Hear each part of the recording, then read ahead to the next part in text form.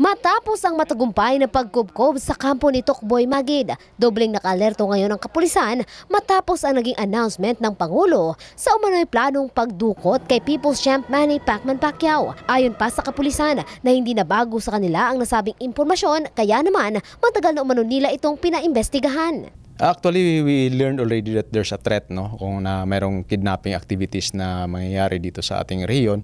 However, hindi natin alam kung sino yung target. But since there's the pronouncement of the President, the Regional Intelligence Division of our Police Regional Office 12 is now conducting validation together with the other police units para po ma-further validate natin yung statement ng ating Presidente na yung target ba talaga ay si Manny Pacquiao and his family. Matagal na yung information na yan. In fact, continuously binavalidate palagi ng mga units natin. Kasi mahirap mag-release ng information at sinasabi nating sure yan. Dahil everything is fluid.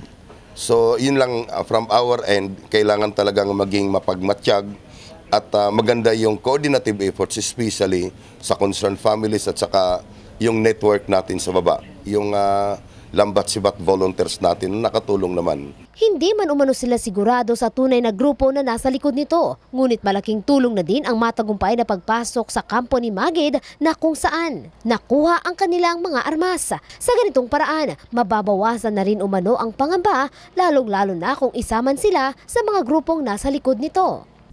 As of now, wala pa noon. I've talked with the Regional Intelligence Division natin. Wala po tayong grupo na namomonitor dito sa ating area of responsibility na magsasagawa nga ng kidnapping activities. Although we have received reports na magkakaroon niya ng mga targets dito sa ating area of responsibility. Yes, ito na nga, no, natumbok natin tong grupo ni Tokboy. Pinag-aralan natin yung lawak at influence niya. So, yun na nga, sabi ko sa inyo, today, we congratulate our military and police forces of these accomplishments.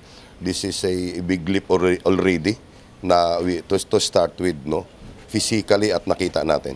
Dagdag pa nito na hindi lamang pagbibigay seguridad sa paligid sa nalalapit na eleksyon ang kanilang binibigyang pansin sa ngayon dahil maging ang pamilya ni Pacquiao bibigyan din ng karagdagang proteksyon. Yes, always yan. Basta pag nakita nating may imminent threat, no, it will be given. Hindi tayo pwedeng magkumpiyansa. Lahat naman dito talagang inaaruga natin at binibigyang pansin. So, yun na nga, kumikilos naman yung intel apparatus natin for that purpose. Faith Dandoy, Brigada News.